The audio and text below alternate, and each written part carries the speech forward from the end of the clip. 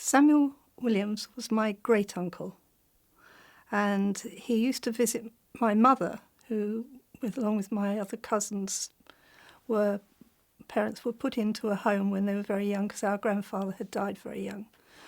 And Sam used to visit my mother, who at the time would have been 7 when he died.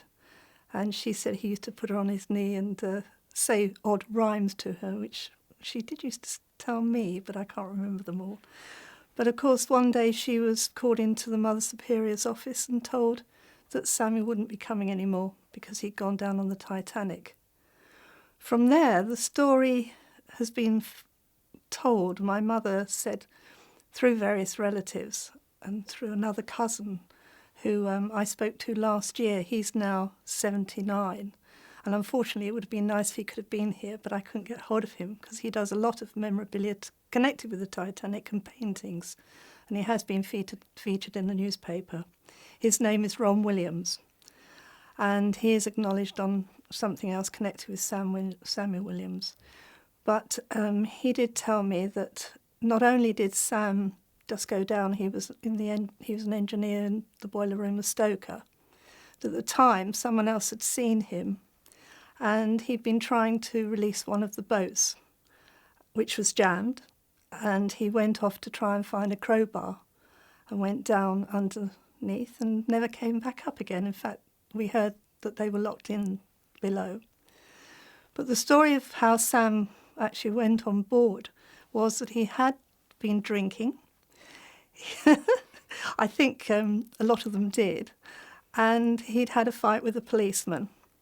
And both Albert, his brother, and himself had been on the White Star Line, and they'd been on the Olympic previously.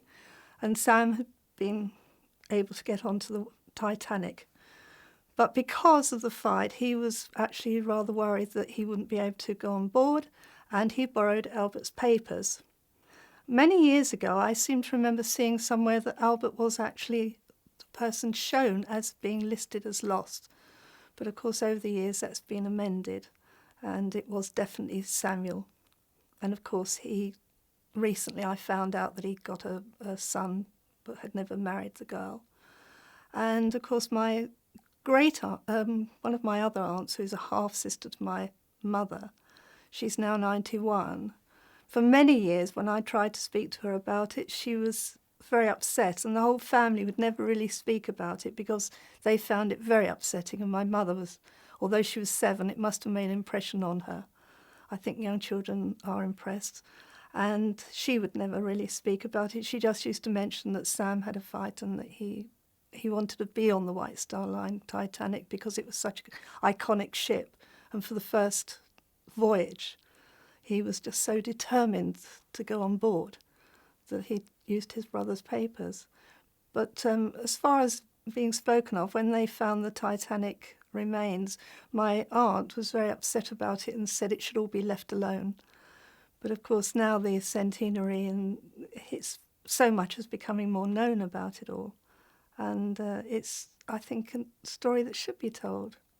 It's rather strange. I'm very proud of the fact that my great-uncle wasn't one of the people who went on board as a first-class passenger and had all the luxuries. He was actually one of the men who was down in the bows of that ship, shoveling coal for 9 and 12 hours a day, and the awful conditions they must have been working in. I feel much more proud of that. The fact that he also tried to help other people by trying to release that boat. And in that way, he lost his life.